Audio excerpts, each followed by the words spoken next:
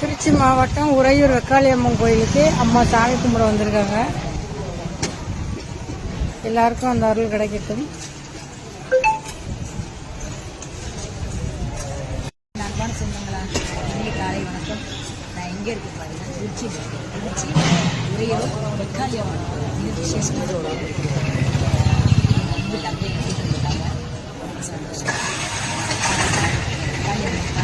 எல்லா மக்களுக்கும் ஆயுசப்பட்டு காலி வசப்பட்டு எல்லாருமே நல்லா இருக்கும்.